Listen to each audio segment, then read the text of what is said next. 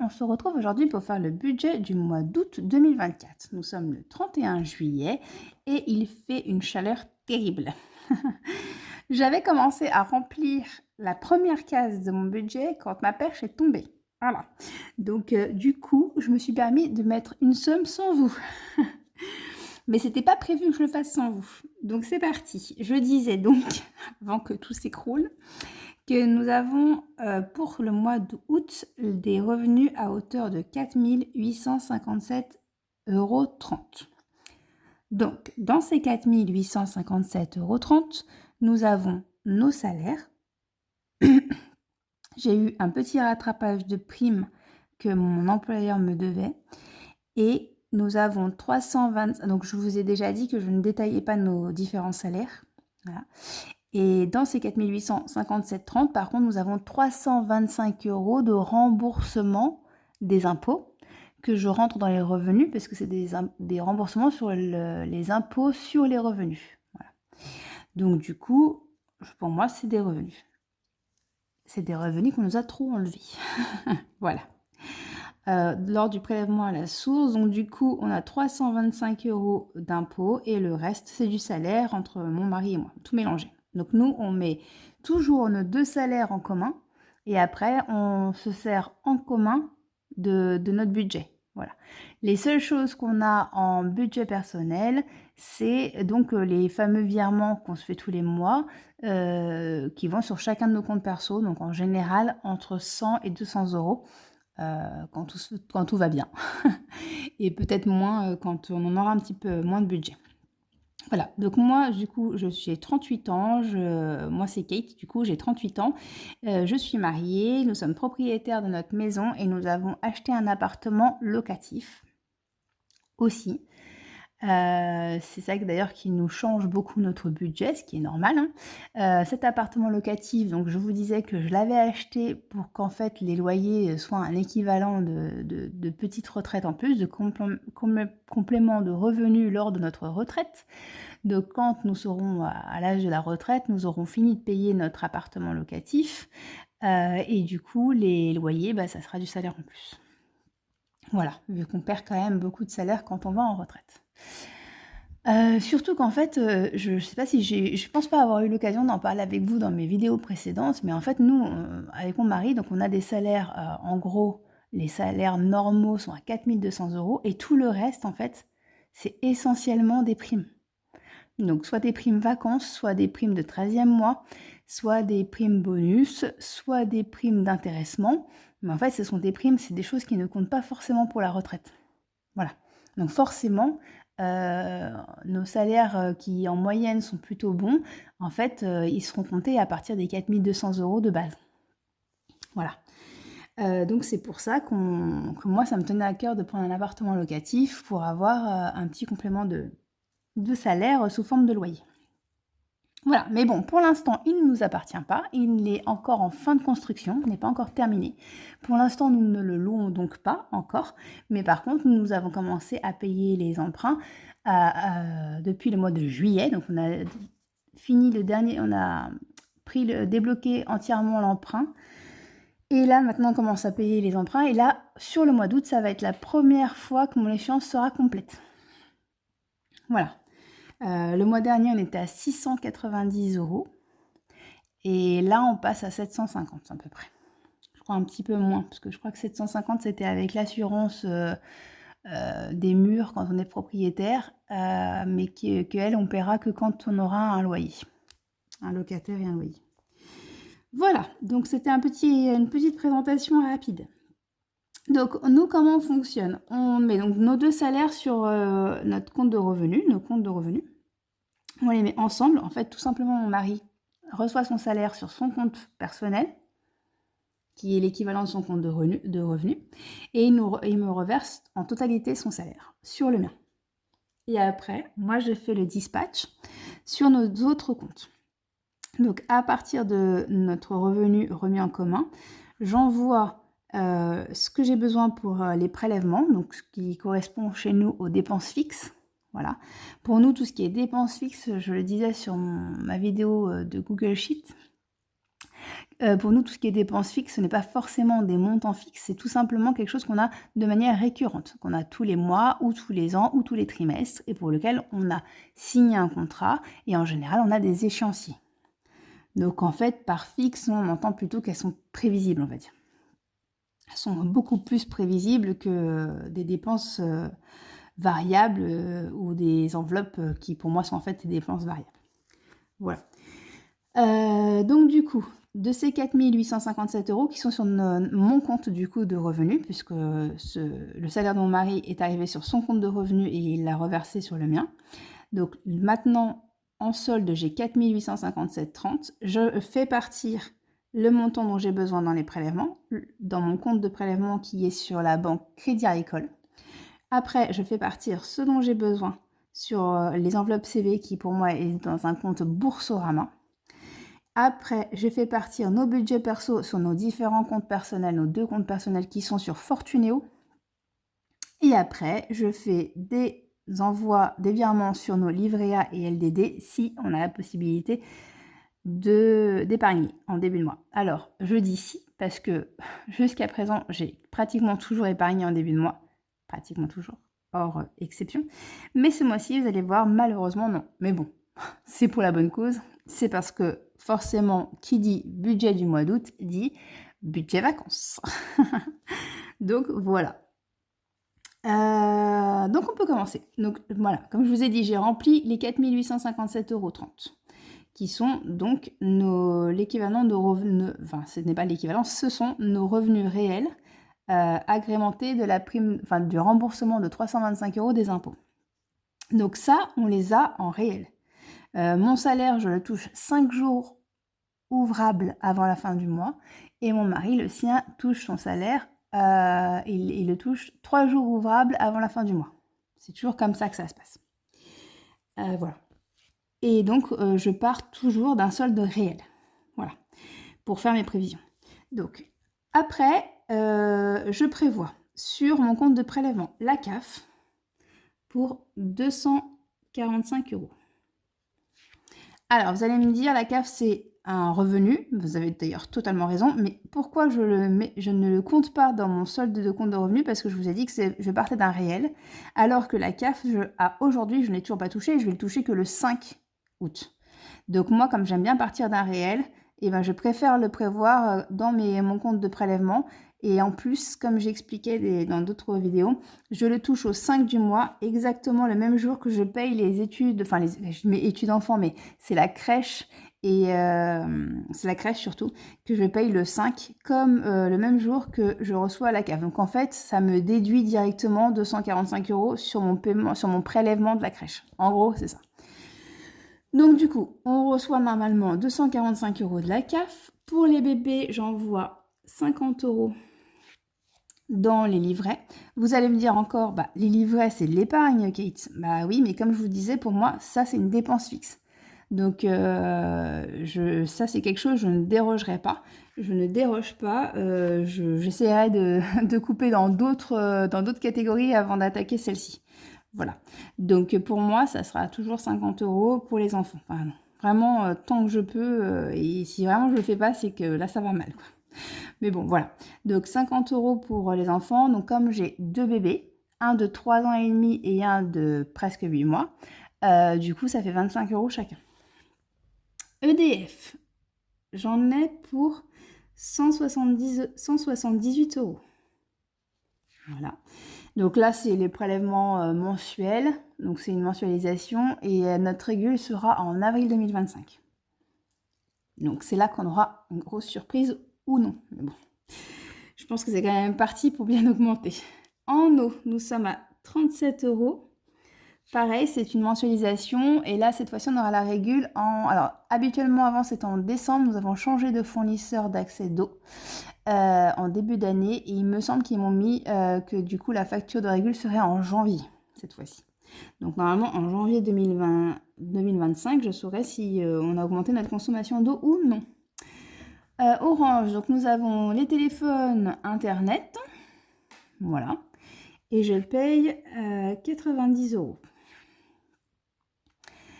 Ensuite, les frais bancaires, on en a pour 8 €. Donc 8 € pour ce qui est du compte de Crédit Agricole, puisque pour le compte de Boursorama, je ne paye rien. Voilà. Donc après, le prêt appartement, je suis montée à 745 €. Donc là, je paye le plein pot, en fait. Pour l'instant, je n'ai pas encore de loyer qui me descend mon échéance d'emprunt. Donc voilà. Donc pour l'instant, je paye plein pot. Notre prêt maison pour notre résidence principale, nous sommes à 875 €. Voilà. Après, tout ce que j'appelle études pour les enfants, donc habituellement, c'est crèche plus cantine plus la contribution à notre école primaire, celle de mon grand, parce que c'est une école privée. Donc en fait, tout simplement parce qu'on a un tout petit village et que l'école publique la plus proche est à 10 minutes en voiture.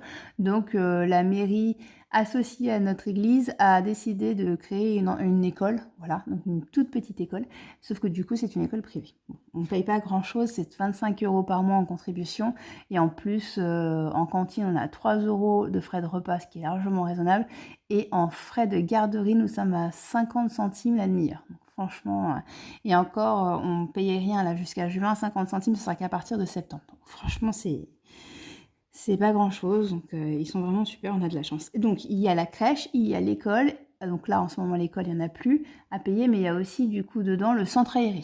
Voilà, donc là mon grand va au centre aéré et mon petit va à la crèche. Donc j'en ai pour 520 € ce mois-ci de prélèvement. Les assurances, j'en ai pour 149 €. Il y a assurance habitation, auto, accident de la vie, assurance décès, et c'est déjà pas mal. Voilà. Et là, impôts et taxes, j'en ai pour 64 €, c'est la taxe foncière. Voilà, donc tout ça, ça me fait un total. Je sors ma super calculatrice. De 50 plus 178 plus, j'ai commencé là exprès, 37 plus 90 plus 8 plus 745 plus 875 plus 520 plus 149 plus 64 égale moins les 245. J'ai dû me tromper quelque part parce qu'il me semblait que j'étais à 1470. Tout rond. Normalement. Donc c'est bizarre. Ah oui, je sais. C'est orange, je suis pas à 90, pardon, je suis à 89. Hop là, donc c'est ça. Donc nous sommes à 2470 tout rond. C'était ça. Justement, je m'étais fait la réflexion. On était tout rond. Donc c'était cool. Donc, on a des revenus à hauteur de 4857,30 €, duquel j'enlève 2460. Ah, pardon. Moins 2470 €. Voilà. Donc, à partir du moment où je fais partir les 2470 € de mon compte de revenus vers mon compte de prélèvement au Crédit Agricole, je me retrouverai avec un solde de 2387,30 €. Voilà. Ensuite, pour tout ce qui est enveloppe CB, moi je me fais des estimations à la semaine.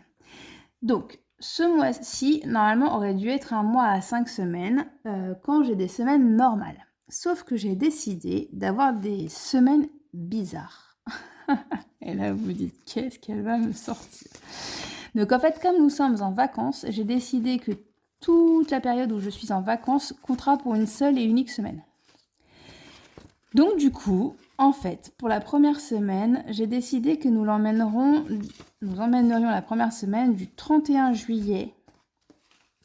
Elle sera du 31 juillet au 8 août. Voilà. Ensuite, ma deuxième semaine sera donc du 9 août au... j'ai un gros doute tout d'un coup.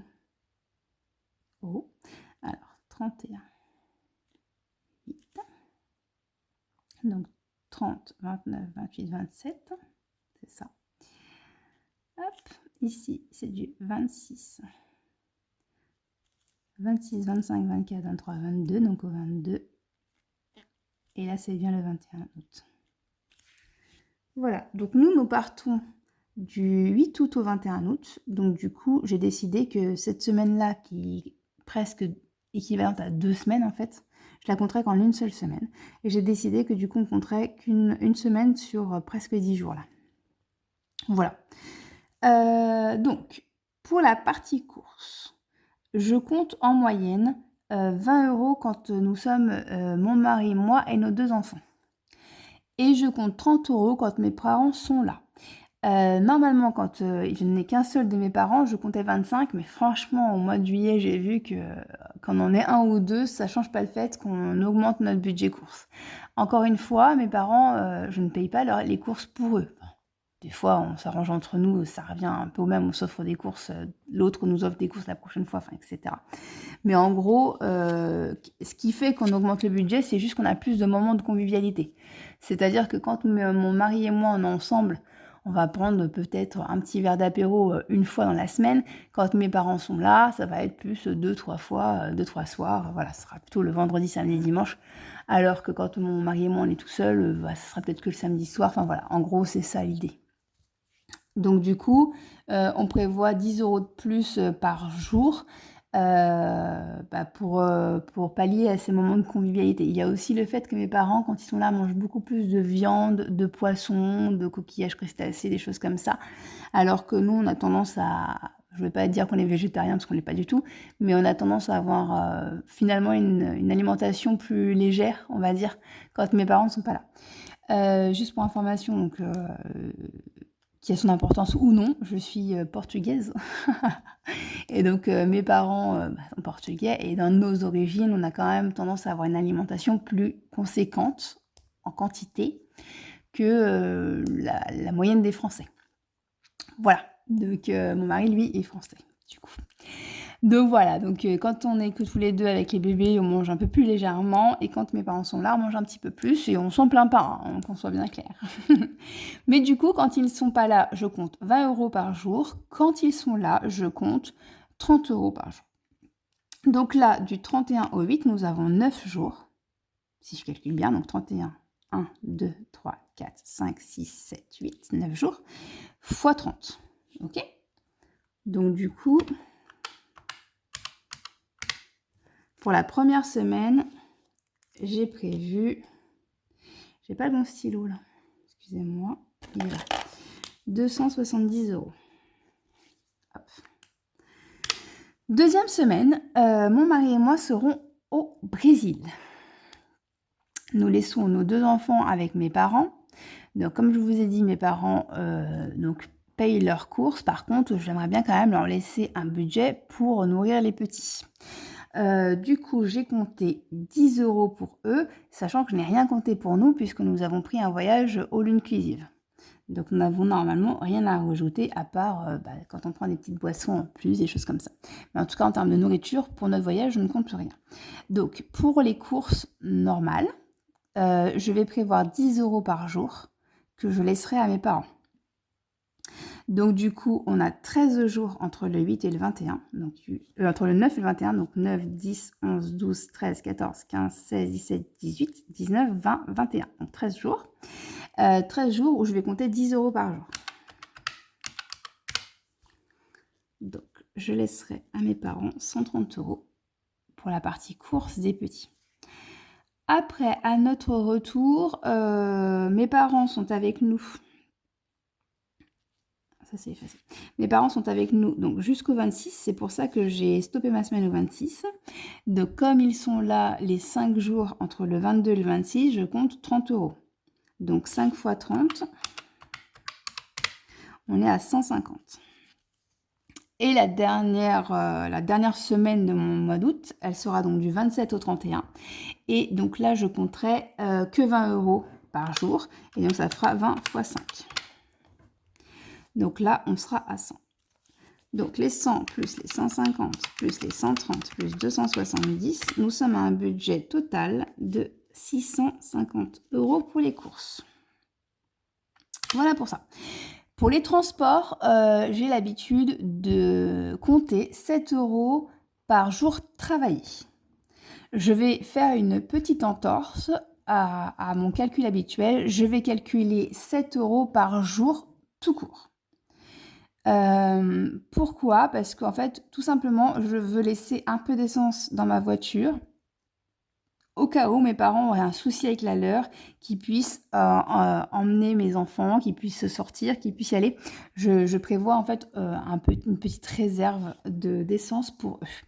Donc moi, du 31 au 8, je travaille tous les jours, mais bon, sauf le week-end, comme tout le monde. Donc du coup, en fait, normalement, je devrais compter que 7 jours. 31, 1, 2, 5, 6, 7 et 8. Donc c'est ça, 7 jours. Je devrais compter que 7 jours, mais je vais en compter 9. Voilà. Ça fait 63, et comme j'aime les chiffres un peu plus ronds que ça, je vais arrondir à 65.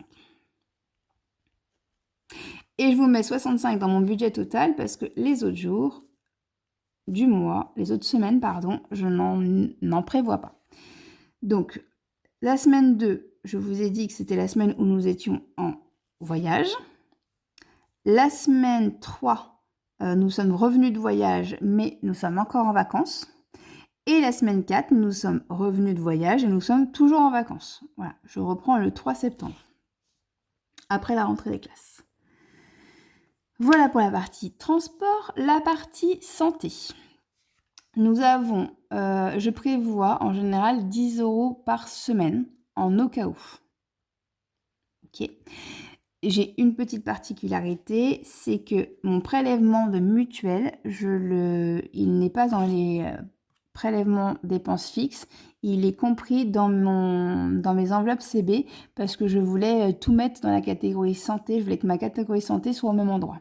Donc du coup, j'ai un prélèvement le 10 de chaque mois. Donc la semaine où il y a le 10, je prévois 10 € pour ma mutuelle et 10 € pour le au cas où.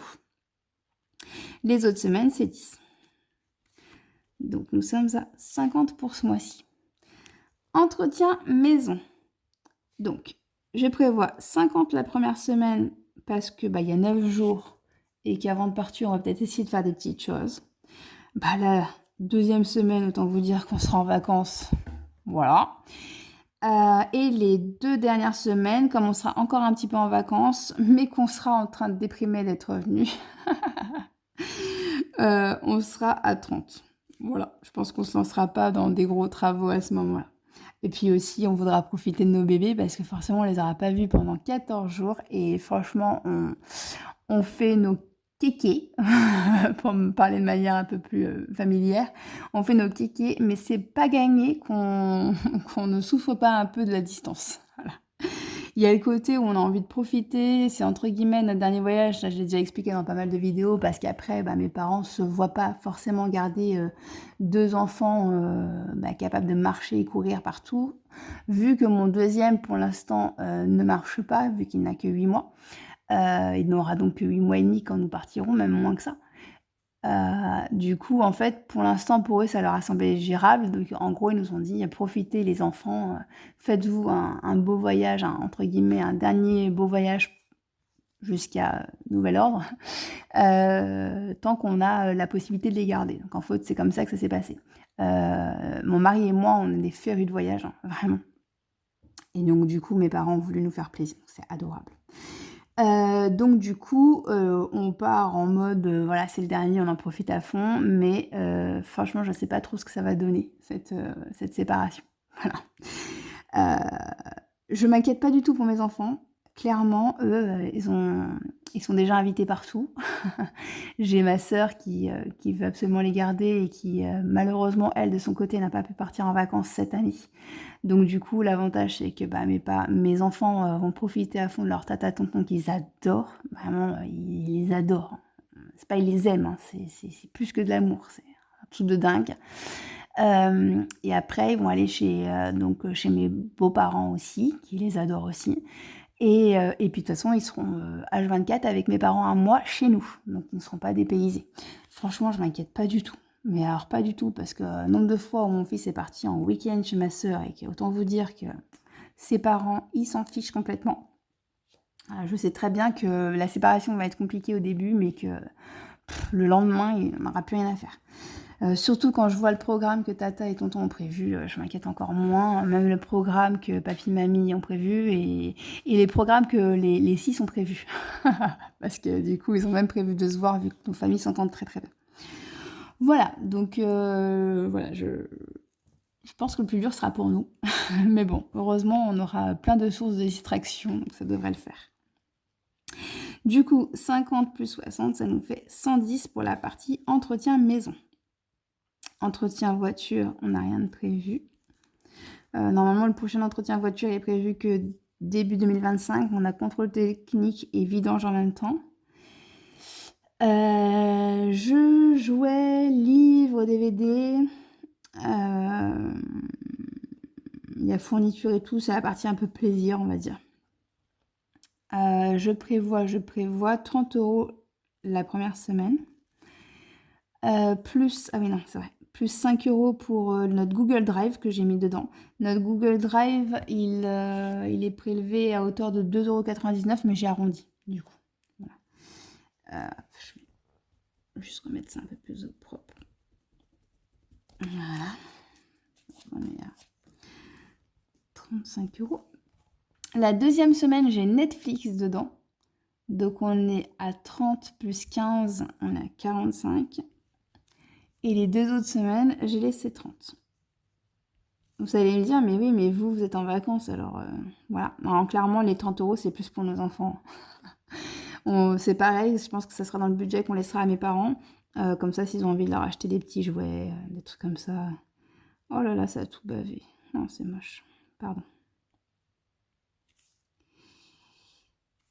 C'est pas grave, je leur ferai au propre. Voilà, c'est plus si mes parents veulent acheter un petit jouet à nos enfants, bah, qu'ils puissent le faire et qu'ils soient pas obligés de piquer dans leur budget. Je sais très bien que mes parents, ils attendent pas après nos sous pour leur offrir des choses, hein, clairement.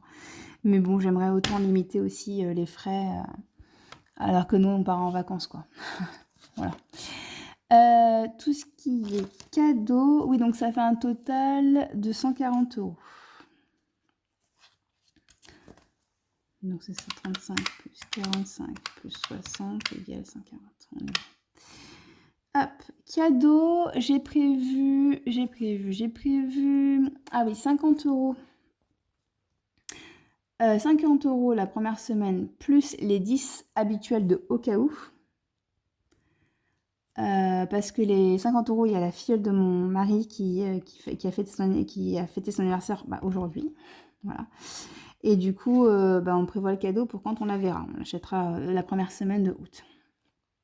Donc les 50 plus les 10 habituels. Les 10 habituels. Et après 10, je n'ai pas d'autres anniversaires pour le reste du mois.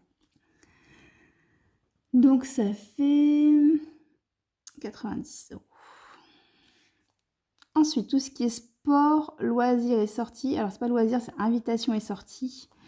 Je vais prévoir... Alors, en général, on prévoit 10 ou 20, je sais même plus. Je crois que c'est 20. 20 € par semaine. Et je réfléchis, je crois qu'on n'a rien de spécial. Je vais prévoir les 20 quand même la semaine où on n'est pas là pour les mêmes raisons. C'est comme ça, si mes parents ont envie d'emmener nos enfants au parc ou des choses comme ça, ça fait toujours du budget en plus aussi. S'ils les emmènent au parc, ils ont 20 € pour les manèges, 30 € pour des jouets, pour des peluches et tout. Franchement, c'est pas si gros que ça. Donc bon. Ensuite, soins et beauté. Normalement, on prévoit en général 10 ou 20 € par semaine, les mois normaux. Là, il n'y a pas du tout de coiffeur pour mes enfants et voilà, je pense pas qu'il y ait besoin de vêtements et tout. Normalement, on avait fait le tour là. Donc, je prévois rien les 2 dernières semaines. Par contre, mon mari et moi, nous allons au coiffeur pour se faire beau avant de partir. Donc, la première semaine. Vu qu'on part le 9, on va y aller la première semaine. Et ici, j'ai prévu... Non, mais je vous dis des bêtises. Parce que mon rendez-vous, il est le 9. Ah oui, je l'avais prévu la semaine 1, mais non. Ouais, c'est ça. Ouais, c'est le 9 qu'on a rendez-vous. Et le 9, c'est la semaine 2. Donc, je vous dis encore plus des bêtises. Donc, on a 100 € de coiffeur. Je vais y arriver.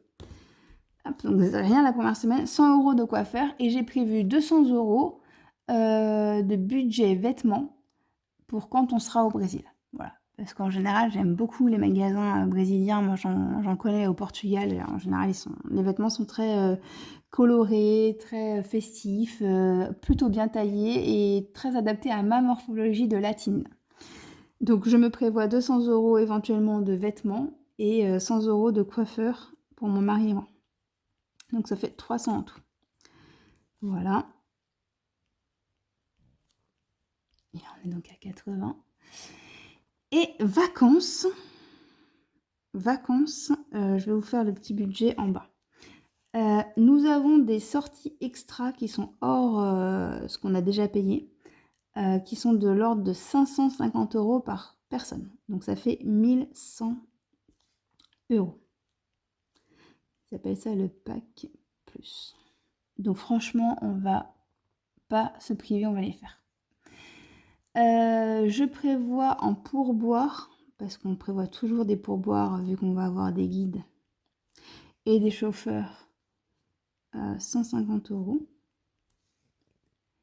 C'est la moyenne de ce qui se fait. En souvenir, je prévois beaucoup parce qu'autant vous dire que mon fils, on a commencé à beaucoup discuter avec lui sur le fait que papa et maman allaient partir pendant un temps. Bien sûr, on lui a dit qu'on allait revenir vite, qu'il s'en rendrait même pas compte parce qu'il allait faire plein de trucs super avec toute la famille. Et bien sûr, comme tous les parents, on lui a dit aussi qu'on lui ramènerait des beaux cadeaux qu'on trouve pas chez nous. Voilà. Donc franchement, il y aura nos souvenirs, mais il y aura aussi, je pense, pas mal de jouets pour les petits.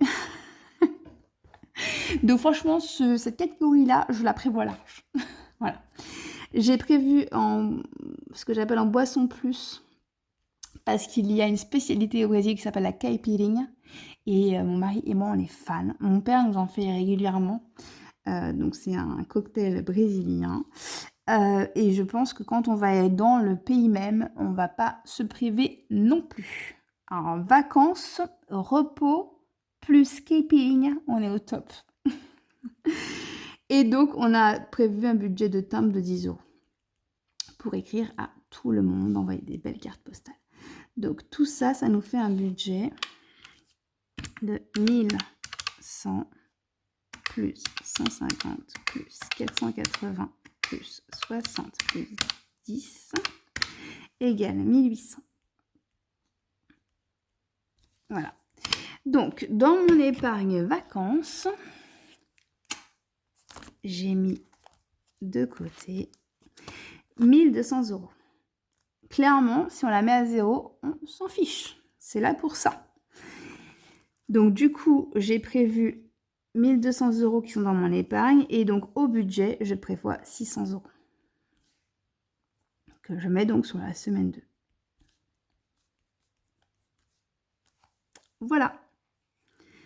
Donc, les 600 ici au budget et les 1200. Donc, on va bien sûr utiliser notre budget du mois en premier et après, on ira taper dans les vacances. Forcément, on ira taper dans les vacances parce que vous avez vu, le pack plus est déjà à 1100. Donc, clairement, on va être obligé.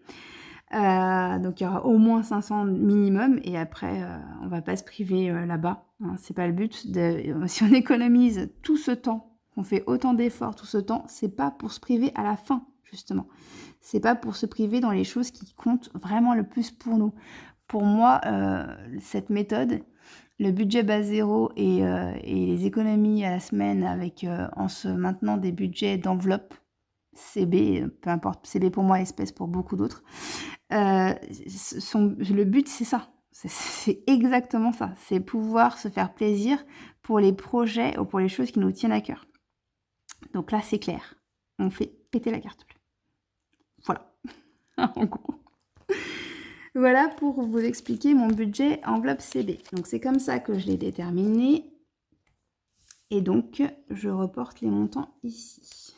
Alors attendez, je vous fais le total sur le tableau. Donc on a 650 plus 65.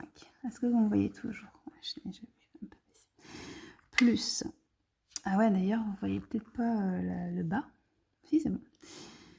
J'ai oublié où j'en étais. 650 plus 65 plus 50 plus 110 plus 140 plus 90 plus 80 plus 300 plus 600 égale 2085.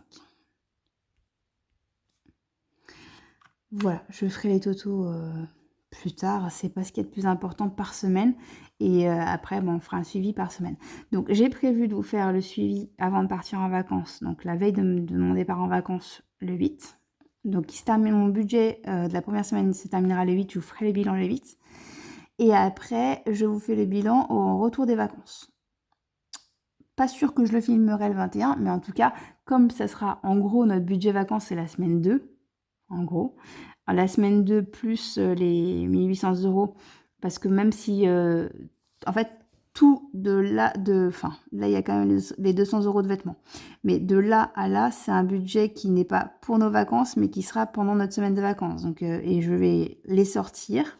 Je me demande même si je vais pas sortir des espèces pour les donner à mes parents. Ça les obligera un peu plus à utiliser nos sous, en fait. Parce que si je leur dis, je vous fais un virement dès que vous avez besoin, je les connais, ils me demanderont rien. Et ça, c'est hors de question. Donc voilà. Donc ou alors je leur ferai un virement sur leur compte directement avant de partir. Parce qu'on fera peut-être ça. Voilà, je sais pas, j'hésite encore. Donc du coup, voilà. Je sais pas ce que j'étais en train de vous dire. Horrible, ma fille qui a déjà oublié. En gros, on fait péter la carte bleue en vacances. Voilà, c'était ça le résumé de mon mois. Donc, je ferai les totaux par semaine. Et puis, oui, j'étais en train de vous donner voilà, le programme des vidéos, excusez-moi. Donc, du coup, je ferai une vidéo, en tout cas, de mes 2 semaines de vacances qui sont ma semaine 2. Et après, ben, je vous ferai régulièrement les vidéos. Enfin, sur ces deux semaines-là, il n'y a pas de souci. Donc, le 26 et le 31. Voilà. Donc, du coup, on prévoit ici. On reprend notre budget. Donc, je reporte les montants, tout simplement. 50, 110, 140, 90, 80, 300 et 600. Et donc, on a dit qu'on en avait pour 2085 €.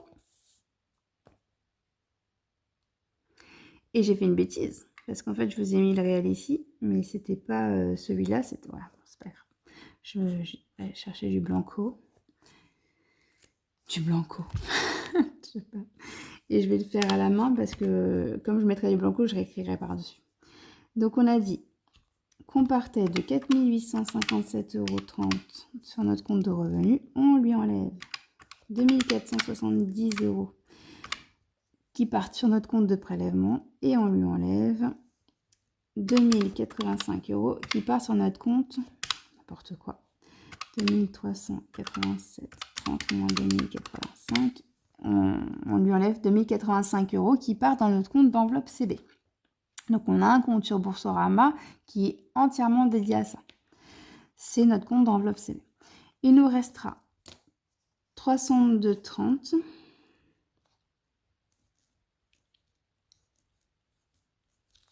Voilà. Et de ces 302,30 €, tout simplement, on va faire 300 € sur nos comptes personnels. Donc 150 chacun. Résultat des courses.